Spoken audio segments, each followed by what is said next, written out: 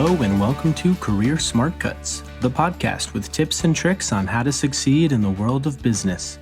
I'm your host, Sean O'Brien. Before we begin, don't forget to follow Career Smartcuts on Instagram and Twitter to be reminded of these tips and tricks each week. Also, check out the website at careersmartcuts.com for more information.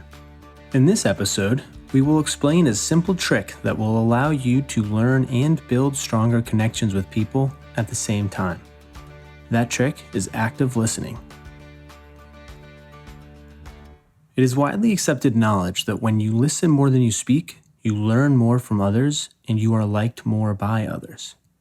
Richard Branson famously says, "Listen more than you talk. Nobody ever learned anything by listening to themselves speak." Dale Carnegie, author of one of the top best-selling business books of all time called How to Win Friends and Influence People, famously writes, "If you aspire to be a good conversationalist, be an attentive listener. To be interesting, be interested. Ask questions that the person will enjoy answering. Encourage them to talk about themselves and their accomplishments." These people are referring to active listening. It's how you take in information and learn. It's how you understand the task you are given from your manager. It's how you build connections with others, and it's how you are receiving the information in this podcast right now. Keep in mind that listening and hearing are two different things. You can hear someone talk and hear the sounds of their voice, but listening means to pay attention. The formal definition of listening is to hear something with thoughtful attention and to give consideration. People can tell when you're actively listening or not, but that's not the smart cut. That's a given. Of course, you should engage in active listening. But how do you do that? By using this smart cut. Be ready with specific questions for a variety of professional situations you may find yourself in. You will do better in almost any situation when you ask questions and engage in active listening. If you're in a meeting, at a networking event, on a date, or even in an interview, if you can get people to express themselves by asking questions, you can learn from them, and you will also create a stronger personal relationship with that person. For example, when you are in a meeting, if you actively listen to everyone and ask questions you've prepared, people will appreciate your input and be impressed by your attention to detail. You will also learn everyone's preferences and motivations. When at a networking event and you first meet someone new, if you ask questions and listen to their answers, they will remember you more and feel more connected with you throughout the conversation. When you're on a date, I'm not going to coach you in dating, but next time you're at a dinner with someone you care about, come prepared with questions and see how much they enjoy the conversation. Lastly, when you're in a job interview, try to get the interviewer to speak too. I can't stress how useful this is. Obviously, they will have questions prepared which you need to answer clearly and concisely, but once in a while, ask them a question, like what they like most about their job. It makes the interview feel more like a dialogue, and they will feel more connected with you as the interview progresses. It also shows that you are interested in them and the position. Many of the most successful people you will meet are highly skilled at asking questions. Let me give an example of someone successful who was phenomenal at this. Previously in my career, when I worked at Citigroup, I got in the elevator on the 35th floor and immediately saw that the only person in there with me was the CEO of the company, Michael Corbett. I felt like I had to talk to him, so I nervously put my phone down and blurted out, "Where are you coming from?" He quickly replied, "I'm coming from compliance training. What do you do here?" I attempted to give him my elevator pitch, and right as I finished, he asked, "Where are you from?"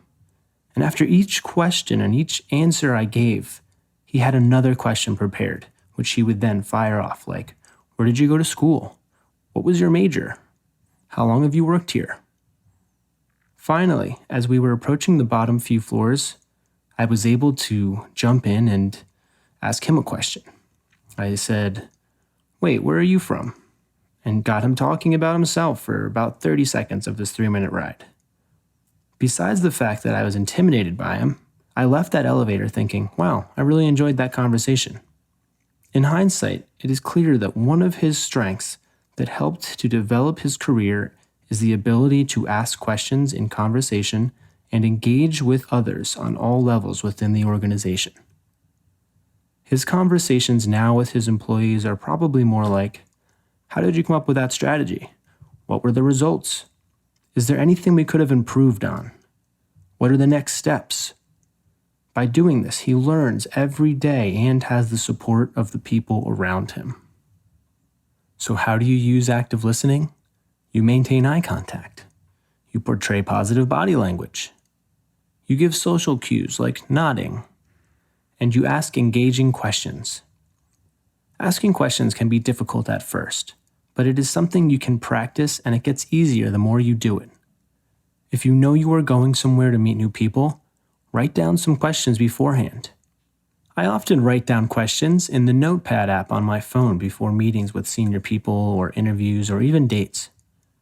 When you do it infrequently, it helps to write them down. But then after a while, you will have a selection of questions in your memory bank that you can always ask. As they respond, listen to their responses and follow up quickly with another question. To get them talking, it helps to ask open-ended questions, like one starting with why or how. For example, why did you choose that option? Or how did you come up with that conclusion? Having questions ready can also help you exude confidence during the conversation and make it feel more natural. There will be situations where you should be doing more talking. For example, when you are supposed to be presenting something, you will be speaking. Or if you are supposed to be leading a meeting or proposing new ideas. But even in those situations, it's good to engage the audience and ask them questions, to listen to their feedback and ideas. To summarize this week's Smart Cut, active listening is one of the most valuable skills you can have in your career. It helps you learn and it helps you connect with people. And how do you do that? By asking questions that you've prepared. I hope you all try this Smart Cut in your life ASAP. Next meeting you have, next interview, or even the next time you have lunch with someone. Prepare some questions and ask some follow-up questions to their responses. Practice active listening. Thank you so much for listening to Career Smart Cuts, and remember, follow or subscribe to this podcast now because it's time to accelerate your career towards success, however you define it.